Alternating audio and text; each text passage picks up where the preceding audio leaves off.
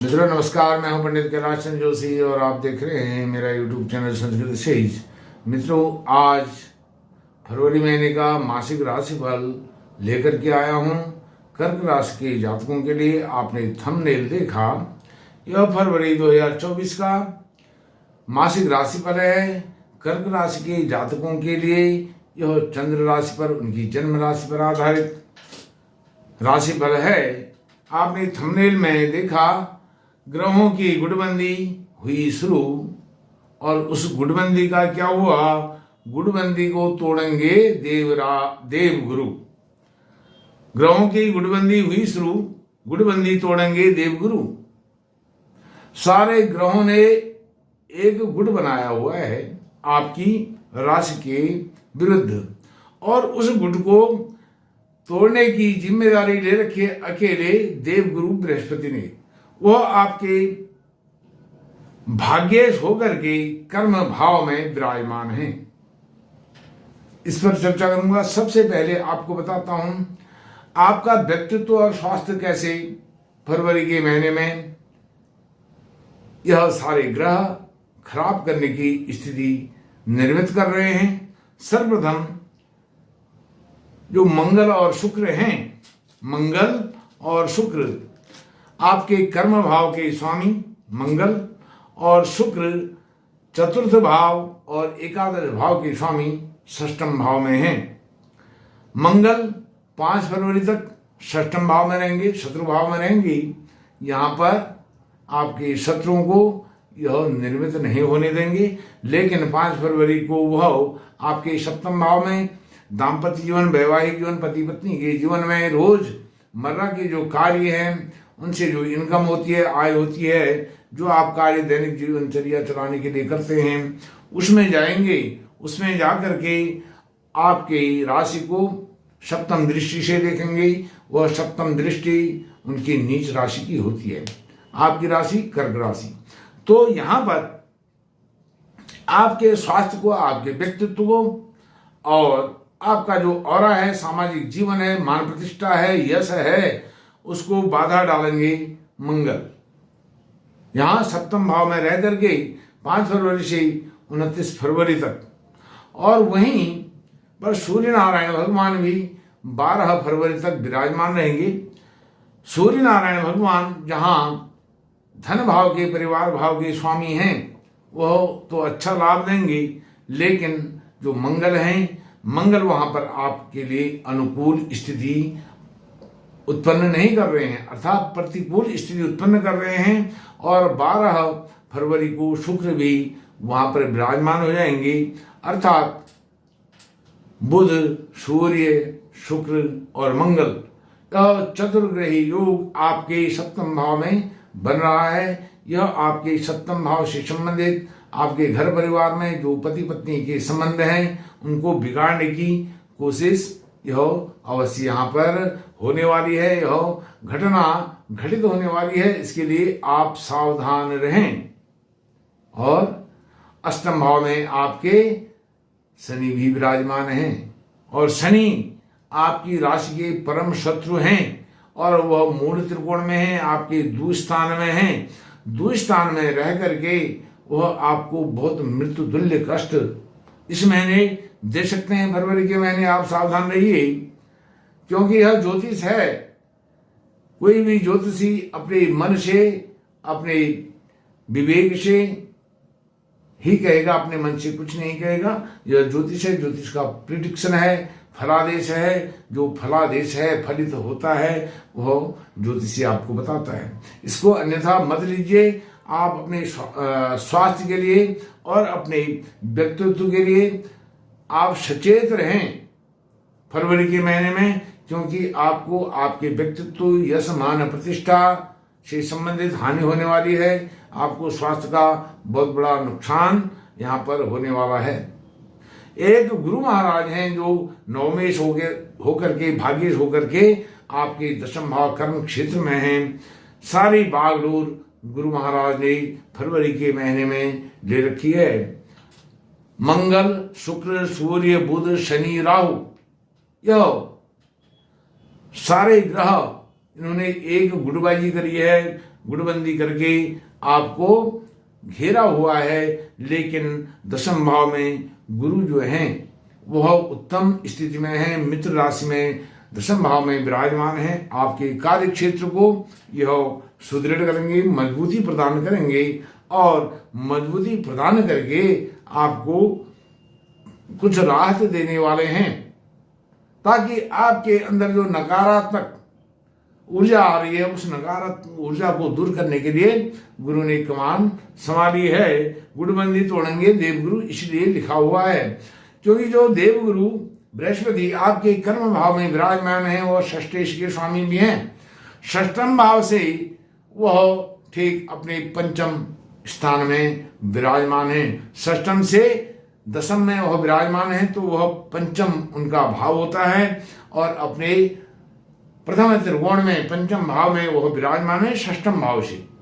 तो इस प्रकार से वह आपकी संतान से संबंधित जो बाधाएं हैं, परेशानियां हैं, उनको दूर करेंगे, क्योंकि मंगल जो है पंचमेय होकर के आपके सप्तम भाव में विराजमान है, आपके संतान भाव के स्वामी होकर के आपको वह नुकसान वहां पर दे सकते हैं, लेकिन आपको उच्च शिक्षा में वह सफलता प्रदान करेंगे, क्योंकि मंगल वहां पर उच्च के होकर के आपको आपके जीवन की जो सफलताएं हैं, संतान से आपको कष्ट अवश्य होगा, लेकिन आपके जीवन में आपके करियर से संबंधित बाधाओं को वह दूर करेंगे, क्योंकि वह योग कारक की स्थिति में वहां पर आ जाते हैं और मंगल आपके दशम भाव के स्वामी भी हैं। तो आपका कार्य क्षेत्र जहां बहुत उन्नत होगा, श्रेष्ठ होगा, वहीं आपको स्वास्थ्य के प्रति सावधान भी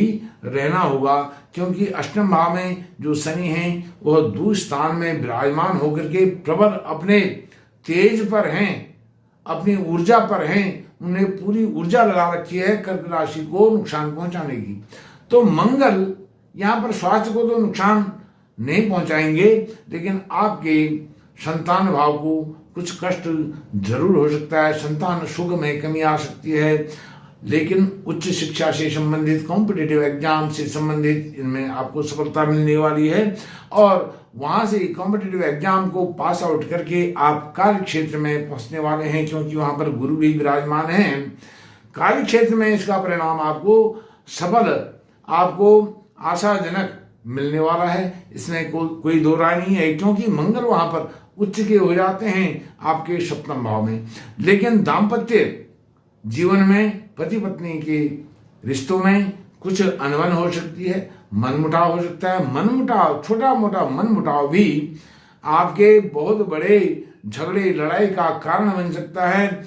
इस बात का आप इस महीने अवश्य ही ध्यान रखें, क्योंकि गुरु नवमेश हैं, भाग्येश हैं, वह आपको राजयोग यहाँ पर निर्मित कर रहे हैं और वही नवम भाव में, भाग्य भाव में राहु विराजमान हैं, शत्रु भाव में विराजमान हैं। यह आपके भाग्य को नीचे ले जाने की कोशिश करेंगे। जितना वह नीचे ले जाने की कोशिश करेंगे, गुरु महाराज उतना ही अपना बल प्रदान करेंगे आपके भाग्य को और आपके भाग्य को वह शिखर तक ले जाने का पूर्ण प्रयास करेंगे, क्योंकि गुरु ज्ञान के देवता हैं, ज्ञान के कारक हैं, ज्ञान के वाणी के कारक हैं और आपके पंचम भाव के जो स्वामी हैं मंगल हैं, वह उच्च के होकर के वह भी सप्तम भाव में योग कारक की स्थिति में आ रहे हैं और गुरु राजयोग कारक की स्थिति में हैं। और जो तृतीय भाव में केतु हैं, केतु आप अपने पास पड़ोस के लोगों के साथ, पड़ोसियों के साथ, भाई बंधुओं के साथ संबंध अच्छे बना करके रखें। अपने पुरुषार्थ पर, अपने पराक्रम पर विश्वास रखें, आप अवश्य ही कामयाब होंगे, कामयाबी आपको मिलेगी। और जो अष्टम भाव के शनि हैं, इस कारण भी नुकसानदायक हैं, क्योंकि अभी आपको शनि की ढैया भी चल रही है, जिसको लघु कल्याणी के नाम से जाना जाता है, और शनि वहीं पर सप्तमेश होकर के अष्टम भाव में विराजमान है। वो अष्टमेश भी हैं, सप्तमेश भी हैं। इस कारण से आपके वैवाहिक जीवन में भी अनबन हो सकती है। यदि आपके विवाह की कहीं बातचीत चल रही है उसमें भी रुकावट शनि और मंगल यहाँ पर उत्पन्न करेंगे।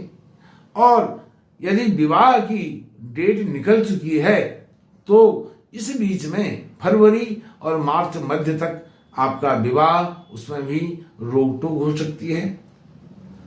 निर्बाध रूप से आपका दाम्पत्य जीवन चले इसके लिए मैं आपको एक छोटा सा अनुपम अनूठा उपाय बताता हूं।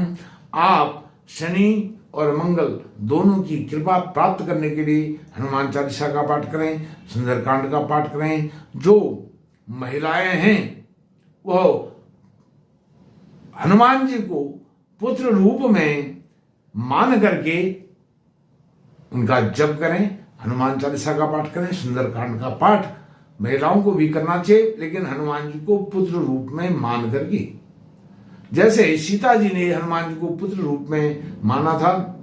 अष्टसिद्धि और 9 निधियों के वह दाता हैं। कौन? हनुमान जी। इसलिए वह किसी भी संकट को हरने के लिए सक्षम हैं, क्योंकि शनि और मंगल 2 ग्रहों के जो अधिपति देवता हैं वह अंजनी नंदन हनुमान जी हैं। इनसे संबंधित देवता किससे? शनि और मंगल से संबंधित जो देवता हैं वह हनुमान जी हैं, आंजनेय हैं। तो आंजनेय हनुमान जी का पाठ करें, चाहे पुरुष हों, महिला हों, वृद्ध हों, बाल हों, उन सब को करना चाहिए। कई लोग कहते हैं हनुमान जी को स्पर्श नहीं करना चाहिए। आप पुत्र भाव से और मातृ भाव से मातृ का वात्सल्य दिखा करके हनुमान जी का स्पर्श भी कर सकते हैं। ऐसे शास्त्रों में व्यवस्था दी हुई है, इसको अन्यथा मत लीजिए। हनुमान जी को स्पर्श करना कोई दोष नहीं है, पाप नहीं है। पुत्र रूप में आप उनको पुत्र मान करके उनका स्पर्श कर सकते हैं, उनके चरण स्पर्श कर सकते हैं और उनका अनुग्रह आप प्राप्त कर सकते हैं, आशीर्वाद प्राप्त कर सकते हैं। इसमें कोई संशय नहीं है। आप उपाय के रूप में हनुमान चालीसा का पाठ अवश्य करें, रोज करें, मंगलवार शनिवार को तो अवश्य करें। कर्क राशि के जातकों की जीवन की सफलता के लिए और वह जीवन में सफल हों, सौभाग्य समृद्धि उनको प्राप्त हो, सुख शांति ऐश्वर्य वैभव उनको प्राप्त हो, इन्हीं शब्दों के साथ मैं अपनी वाणी को विराम देता हूं। नमस्कार, धन्यवाद।